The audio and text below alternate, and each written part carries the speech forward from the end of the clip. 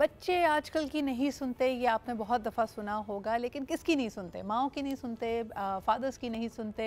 Fathers की और बच्चों की रिलेशनशिप आफ्टर ऑल है क्या?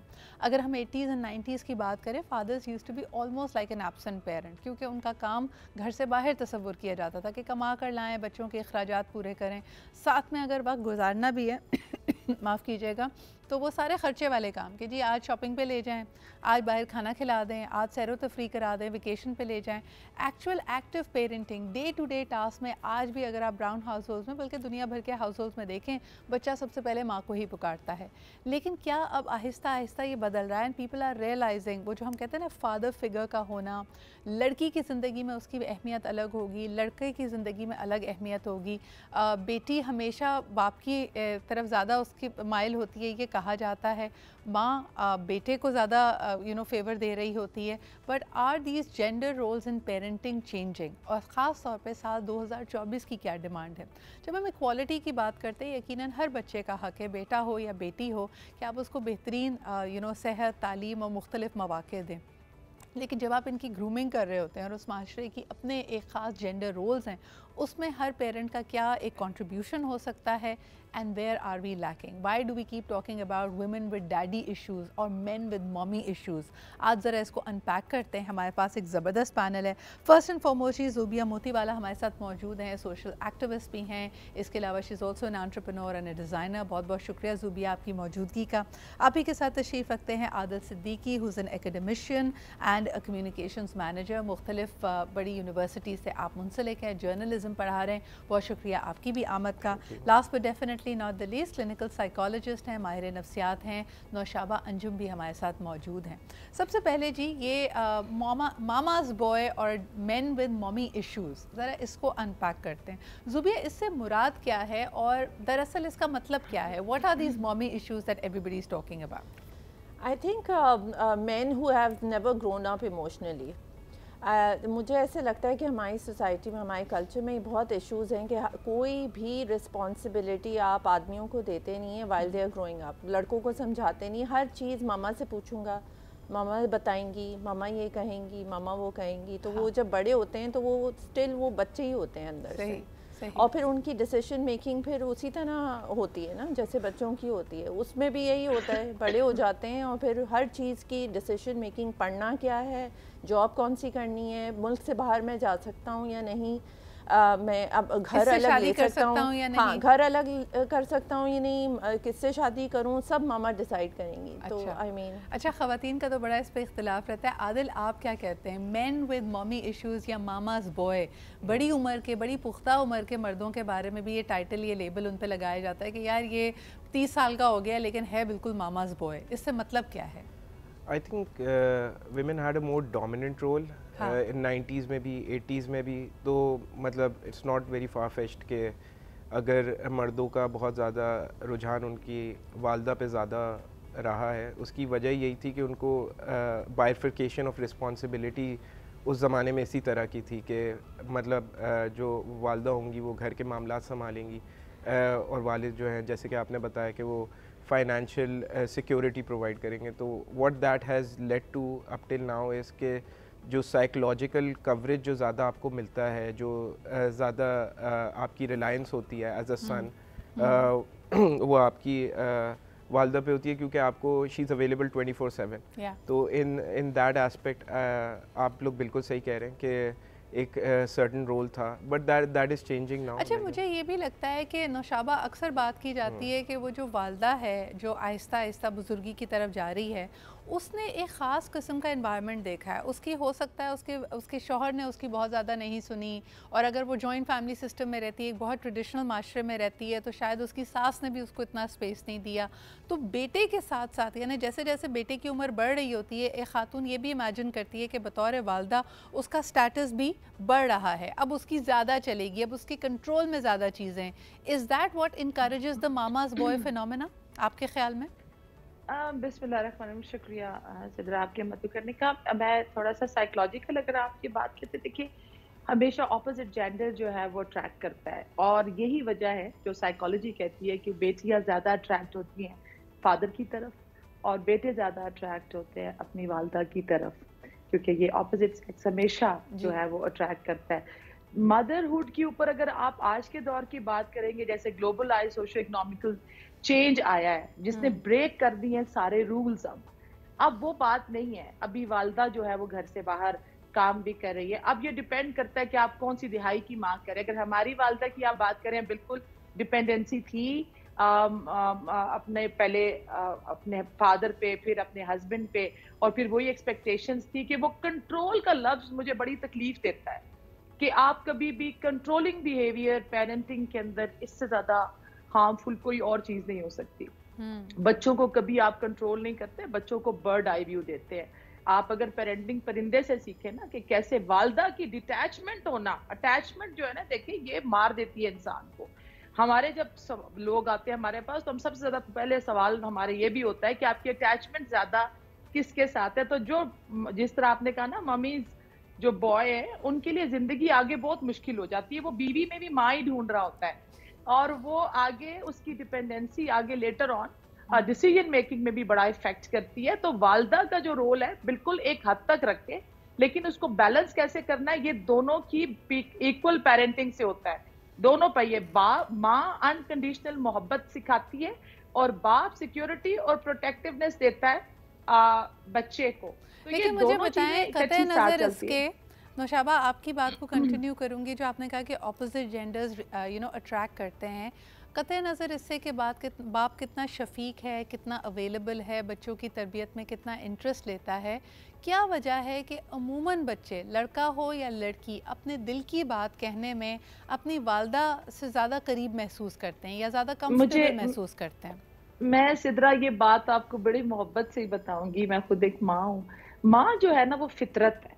माँ मोहब्बत, माँ से मोहब्बत नहीं होती। वालिद से हो सकती है मोहब्बत, बीवी से हो सकती है, औलाद से हो सकती है। हाँ। माँ की मोहब्बत जो बच्चे के साथ है, ये समझना, मैं देखने वालों को बताना, ये फितरत है। हाँ। इसके अंदर कोई एफर्टलेस है, इसमें कोई आपने एफर्ट नहीं करना कि माँ की एक आप जानवर में भी देखेंगे तमाम किताबें भरी गई हैं मदरहुड के ऊपर, वालदा का जो किरदार है।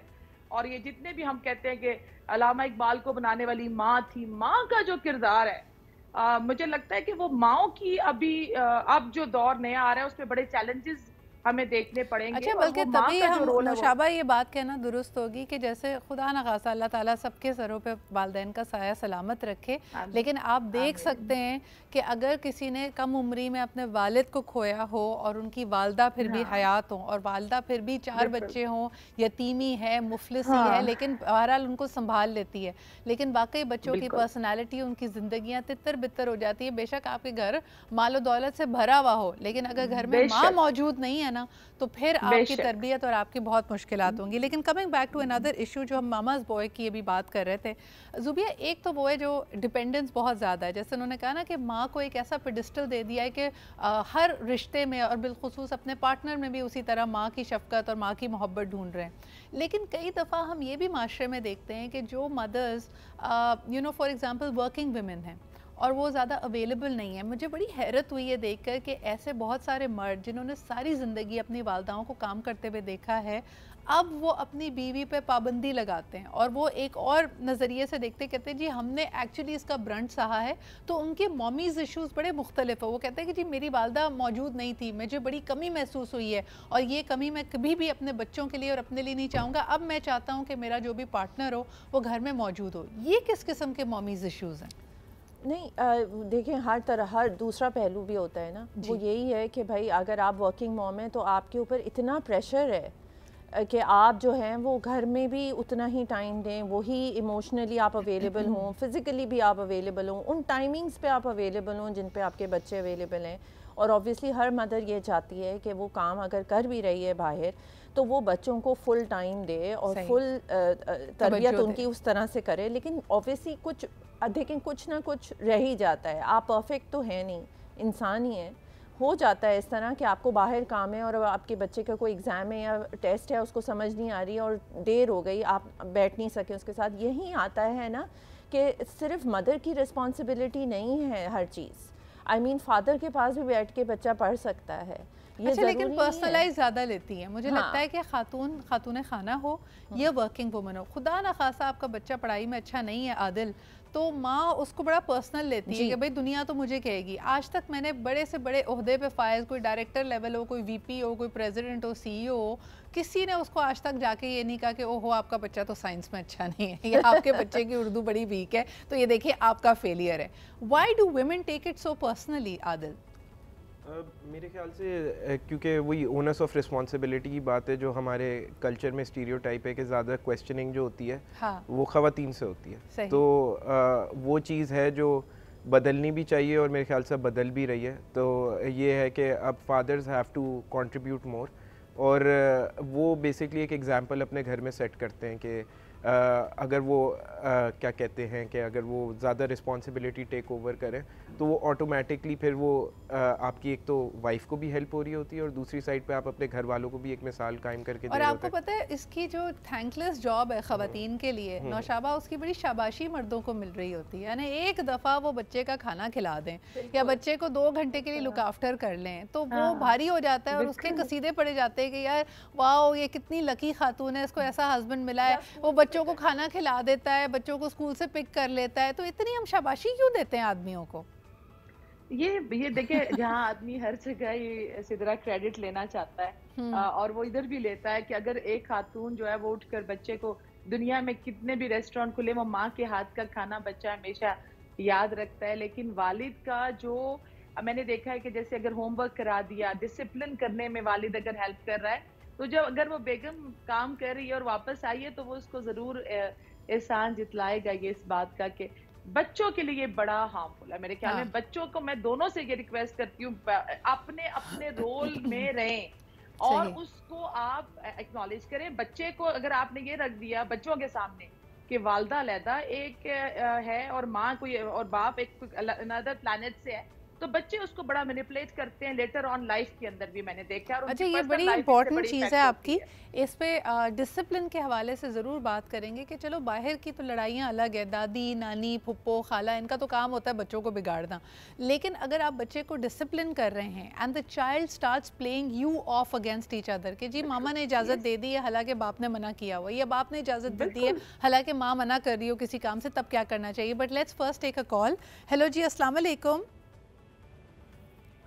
हेलो, अस्सलाम वालेकुम। वालेकुम अस्सलाम। जी अकरम कुरैशी साहब, क्या हाल चाल है आपके? सदरा इकबाल साहब, हाल चाल है, सुबह 10 बजे बिजली जाती है, 4 बजे जाती है। ओहो, ये तो कोई साजिश हो रही है हमारे प्रोग्राम के खिलाफ। मैंने आपको शिकायत की थी ना, उसका असर हुआ, गवर्नमेंट ने पक्की पाबंदी लगा दी है। उन्होंने कहा ठीक है जी बिजली बजाई जाओ। जी जनाब, क्या कहेंगे टॉपिक के बारे में? सदरा इकबाल साहब देखें, दुनिया में कोई भी चीज, आप बिजली की तार है, एक से बल्ब नहीं जलता। सही। कोई भी इंसान, कोई गाड़ी एक टायर से बहुत कम चलती है। तो ये माँ और बाप दोनों का किरदार है। माँ के करीब बच्चे ज्यादा होते हैं, ठीक है, बाप जहाँ पे भी जाता है सारे मामला होते हैं, लेकिन उनकी देखभाल, उनकी निगरानी करना, उनको अच्छा इंसान बनाने में माँ और बाप दोनों का किरदार है। और ये आप माँ पे डाल दें तो ये भी गलत है, बाप पे डाल दे ये भी गलत है। नहीं, बैसियत इंसान जो हमारी सदियों से एक तरबियत का तरीका कार है, हमें औलाद को, हाँ बहुत किसी इंसान में खुदादाद होगी, लेकिन तरबियत जो है वो बहुत चीज है जिससे इंसान अपनी खुदादाद को पॉलिश होते हैं और फिर वो बेहतरीन इंसान बन जाता है। तालीम से मुराद हम अंग्रेजी लेते हैं, तालीम से मुराद ये नहीं है, या साइंस लेते हैं, तालीम से मुराद है वो इंसानी माशरे के लिए करामत साबित हो, दूसरे इंसानों से हमदर्दी करें। बिल्कुल सही, बहुत बहुत शुक्रिया अकरम कुरैशी साहब। बिल्कुल आप सही कह रहे हैं कि एक गाड़ी के 2 पहिए हैं, वालिद और वालदा दोनों का रोल इम्पॉर्टेंट होता है। अच्छा जी, हम बात कर रहे थे जेंडर रोल्स इन पेरेंटिंग की। ज़ुबिया और आदिल हमारे साथ मौजूद हैं, नौशाबा भी हमारे साथ मौजूद हैं। अच्छा जी, बात हमारी हो रही थी मामाज़ बॉय पे, तो ज़रा बात कर लेते हैं डैडीज़ गर्ल्स पे भी। पापा की परी, इसको ज़िंदगी में क्या मुश्किल होती है? बिकॉज़ यकीनन एक झुकाव तो यकीनन है, और बेटियाँ घरों की लाडली होती हैं। कई आपको ऐसे स्ट्रक्चर्स भी मिलेंगे कि भाई 4 भाइयों की 1 बहन है या एक ही बेटी है, और बाप को अपनी बेटी बहुत अजीज़ है। हो सकता है उसका नज़रिया दुनिया भर की ख़वातीन अपनी वालदा को लेकर ग्रजेस हों, अपनी पार्टनर को लेकर ग्रजेस हों, लेकिन बेटी को पलकों पर बिठाता है। और जैसे कहते हैं ना, वो अक्सर कहा जाता है कि एक कोई ऐसा शख्स जिसमें बाप की जान होती है वो उसकी बेटी होती है। लेकिन क्या ये जो मोहब्बत है ये उसकी आने वाली ज़िंदगी के लिए उसके लिए आसानी पैदा करती है, उसको कॉन्फिडेंस देती है, या कभी कभार हम ये भी देखते हैं कि ये उसके नुकसान का बायस बन सकती है? आदिल, सबसे पहले आपसे शुरू करते हैं कि हमारे यहाँ इस पे बड़े मीम्स भी बनते हैं, जो पापा की परी है, जो बहुत लाडली है अपने वालिद की, ऐसी ख़वातीन, ऐसी बच्चियों, ऐसी लड़कियों को आप क्या देखते हैं कि उनकी पर्सनालिटी मुकम्मल होती है, कॉन्फिडेंट होती है, या क्या कमी नज़र आती है आपको? मेरे ख्याल से वो एक सोसाइटी से डिटैचमेंट का एक कॉज होती है कि अगर मिसाल के तौर पे अगर आप बहुत लाड प्यार से पालते हैं तो बेसिकली उसका बेसिक फंक्शन तो होता है कि प्रोटेक्ट करना जी। तो उसकी वजह से माशरे की शायद ग्राउंड रियलिटीज़ उस तरह से उन बच्चियों को शायद नहीं मिल पाती, या शायद उस तरह की इंडिपेंडेंस भी नहीं मिल पाती, क्योंकि with all this comes a lot of protection. तो उस तरह का शायद एक्सपोजर नहीं हो पाता। तो आई वुड अज्यूम, इसकी कोई साइंटिफिक बैकिंग नहीं है, लेकिन आई वुड अज्यूम कि शायद उनकी जो कॉन्फिडेंस होता भी है तो वो किसी एक गलत डायरेक्शन में होता है। वेयर एज विमेन जिनको लाड प्यार से भी पाला जाए, लेकिन अगर उनको एक्सपोजर दिया जाए, उनको इंडिपेंडेंस दी जाए, उनको एजुकेट किया जाए, they would have a more holistic understanding of what reality looks like. आप क्या कहेंगी नौशाबा इस बारे में कि मुंह से निकली हुई हर फरमाइश, बल्कि कभी कभार कहने से भी पहले अगर हर फरमाइश पूरी हो रही हो, इतना लाड प्यार हो, इतनी प्रोटेक्टिवनेस हो, ये ख़वातीन के लिए अच्छा है? उनको आने वाली ज़िंदगी में कॉन्फिडेंस देता है? पापा की परी सिर्फ मटेरियल के नहीं होता कि वो चले ख्वाहिशें पूरी कर दें या हर चीज, वो तो बेटा बेटी दोनों के लिए, उसमें जेंडर नहीं है। इसके ऊपर मैं जरूर एक बात कहूंगी, देखें मोहब्बत किसी भी रिश्ते में आप रह लेते हैं, इज्जत के बगैर नहीं रह सकते। मैंने अपनी पर्सनल लाइफ के अंदर, मैं तो खुद पापा की परी अगर आप कहें तो खुद उस प्रॉब्लम में हूँ अभी, कि आप उस जो रोल बाप एक बेटी को दे देता है ना, हमें वालिद खड़े हो जाते थे कि बेटा बेटा करके बुलाना, ये जो इज्जत वालिद दे देता है, वो इज्जत एक औरत को मिलनी बहुत जरूरी है, क्योंकि सोसाइटी से उसको मिले ना मिले, वो इज्जत सोसाइटी को देती जरूर है अगर वो किसी भी रोल में चली जाती है, चाहे वो अब लेटर ऑन माँ, बीवी, बहू। अगर उसके वालिद ने बेटी के लिए इज्जत उसको दी है, वो रिस्पेक्ट, वो कॉन्फिडेंस उसको दिया है, तो मेरे ख्याल में ऐसा बिल्कुल भी नहीं है कि बच्चियां बिगड़ जाती हैं, ऐसा बिल्कुल भी नहीं है। इसको इस अंदाज में देख लेते हैं नौशाबा, नुकसान है। हाँ नहीं, इसको इस तनाजुर में भी देख लेते हैं कि अगर वालिद अपनी बेटी पे तो बहुत जान निछावर कर रहा है, लेकिन अपनी बीवी के साथ उसका रवैया अच्छा नहीं है। कई दफ़ा ये भी तो देखने में आया ना, फिर जैसे जैसे ये बच्ची बड़ी हो रही है उसको ये बड़ा एहसास है कि मेरे वालिद के दिल में मेरी एक ख़ास जगह है, लेकिन वो ये देखती है कि बाप जो इज़्ज़त एक पार्टनर को देनी चाहिए माँ को वो नहीं दे रहा, झिड़क देता है, माँ की फरमाइश पूरी नहीं होती, बेटी के मुँह से कोई बात निकलती है तो वो पूरी हो जाती है। ऐसी बच्चियों की उठान फिर कैसे होती है? वो बहुत बुरा, बहुत बुरा। देखिए, और बच्ची कितना भी बाप से प्यार करे, कितनी भी इज्जत करे, लेकिन वो वालदा के साथ जो एक बेटी और माँ का रिश्ता है, वो कभी भी बेहुरमती, बेअदबी वो बर्दाश्त नहीं करेगी किसी दूसरी औरत की। और मेरे ख्याल में अगर बच्चियां बड़ी वोकल होती हैं, हमने देखा कि वो अपने वालिद को इस चीज के ऊपर बताती हैं। एक चीज जो वालिद और बेटी की, अगर बाप कोई, अब ये है कि बाप किस रोल पे, अगर वो कोई लीडर है, वो बच्चियों में वो बाप का जो एलिमेंट है, जैसे आप अगर बिजनेस में आना चाहती हैं, बच्चियां अगर वालिद को देख रही हैं, बच्चियां पॉलिटिक्स में आना चाहती हैं अगर वालिद को देख रही हैं, बच्चियां बाप को आइडियलाइज करना, अगर स्पेशली आजकल की जो बच्चियां हैं, जो कि एक वो बच्ची थी जिसने सिर्फ जाकर शादी कर ले, आप जो बच्चियां हैं वो तो रोल प्ले कर रही हैं सोसाइटी। अच्छा नौशाबा, ये बात मैं ज़ुबिया की तरफ लेके आना चाहूँगी। ज़ुबिया, डैडी इश्यूज जिसको हम कहते हैं ना, तो एक तो हो गई पापा की परी जो बहुत लाड प्यार से वालिद की बहुत ज़्यादा चहीती है,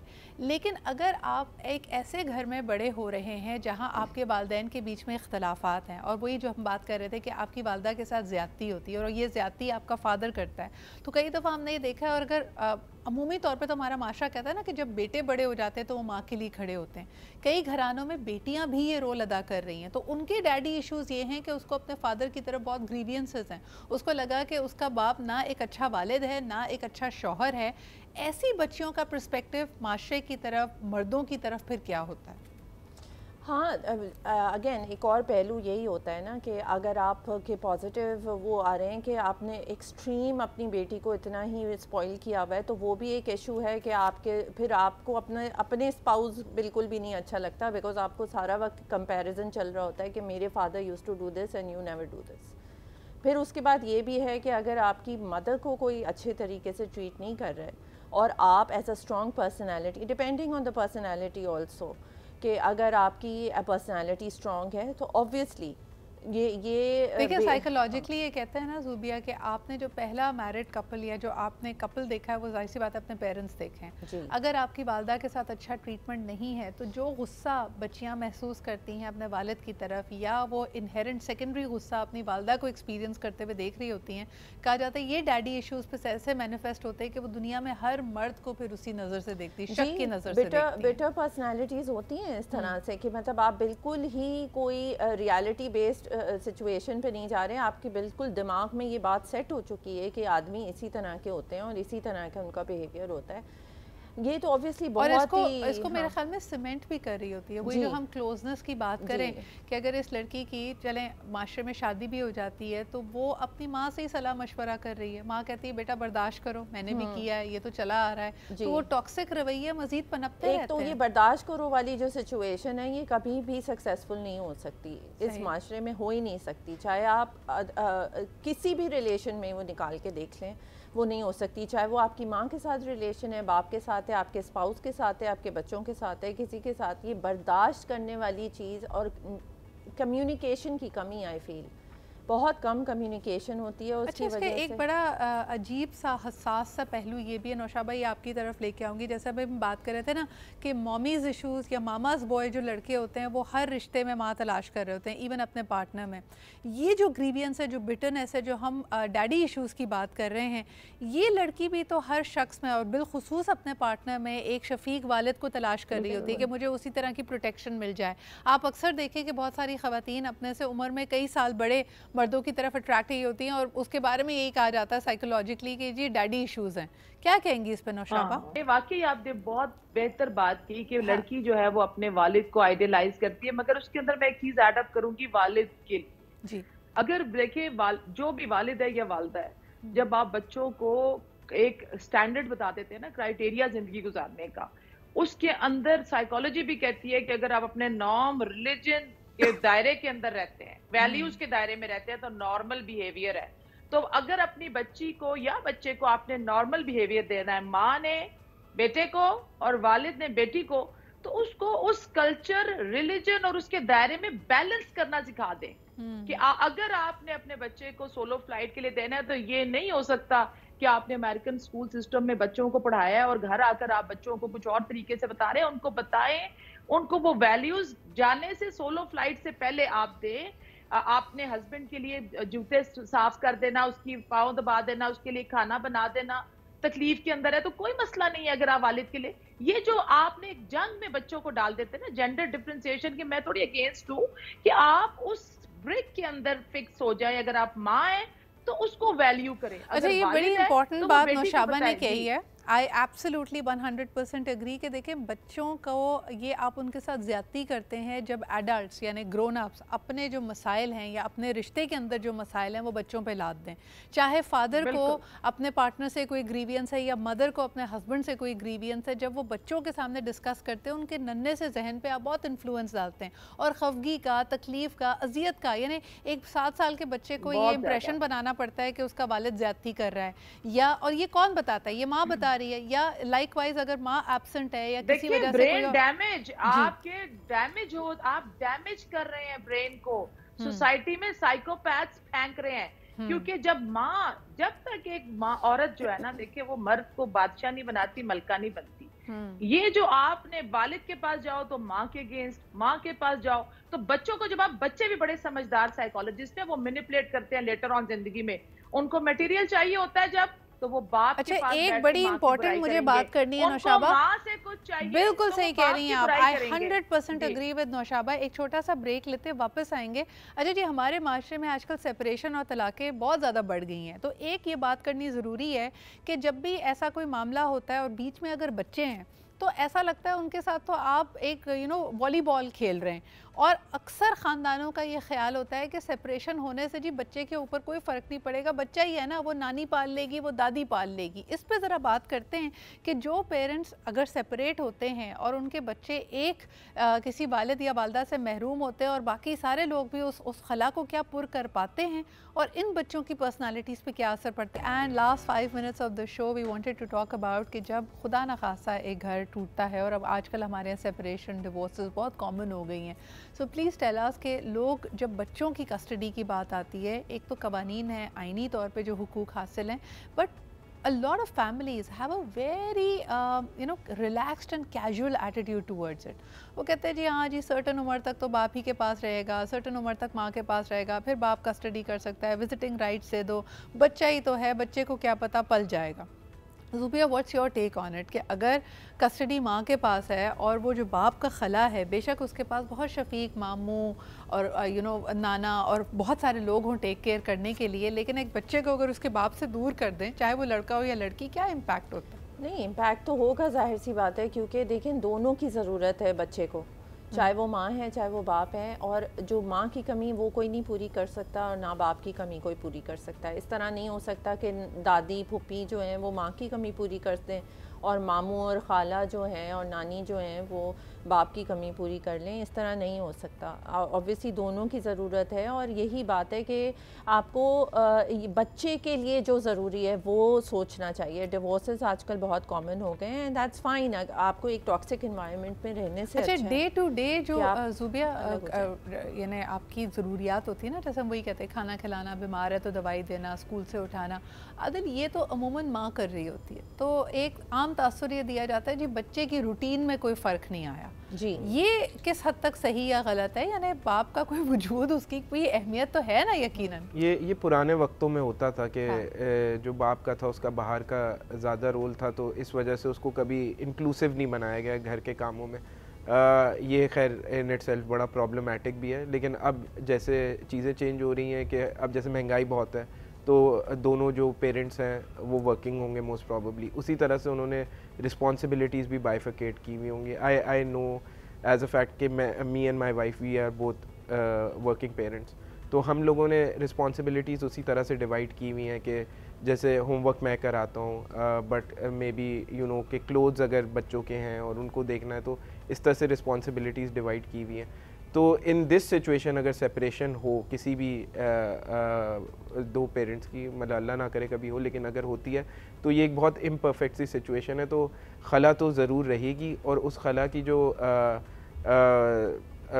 आप कह सकते हैं बिल्कुल रिपरकशंस वो आपको बच्चों में उनकी पर्सनालिटीज़ में बिल्कुल नज़र आएंगी और आती भी हैं। अगर आप देखेंगे तो आप अगर स्टडीज़ साइट करें और अगर आप देखें इंडिविजुअल्स को जिनके पेरेंट्स सेपरेट हुए हैं, तो बिल्कुल आपको पर्सनालिटी में वेरी क्विकली, क्योंकि आखिरी 1 मिनट है शो का, नौशाबा, जो विजिटिंग राइट किसी भी पेरेंट के पास होता है, दूसरे पेरेंट के पास कस्टडी होती है, आप साइकोलॉजिकली बताएं कि लोग कहते हैं कि जी ये डिस्टेंस डाल दें, बच्चे को ना मिलाएं तो वो ज़्यादा बेहतर कोप अप कर जाएगा, हर दफ़ा विजिट करने से बच्चा ज़्यादा डिस्टर्ब होता है, इस पर साइकोलॉजी क्या कहती है?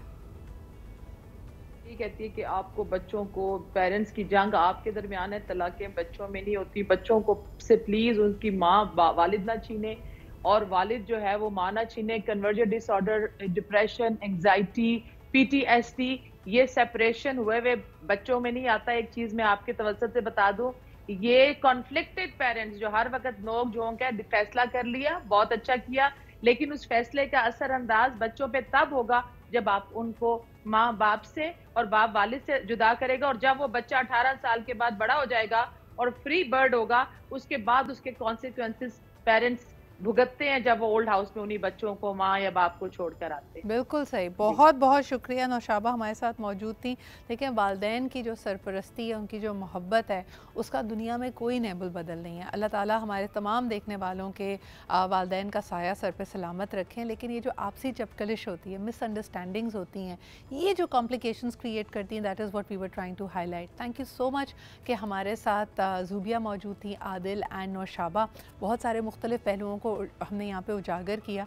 आई hope that we can also evolve our parenting system. ये बच्चे आप आने वाले कल के लिए तैयार करें, इनके मसाइल बड़े मुख्तलिफ हैं, इनका ज़माना बहुत मुख्तलिफ है और हमें ज़माने के साथ चलना है। इसी के साथ मुझे इजाज़त दीजिए, इंशाअल्लाह ताला कल आपसे फिर मुलाकात होगी। खुदा हाफ़िज़।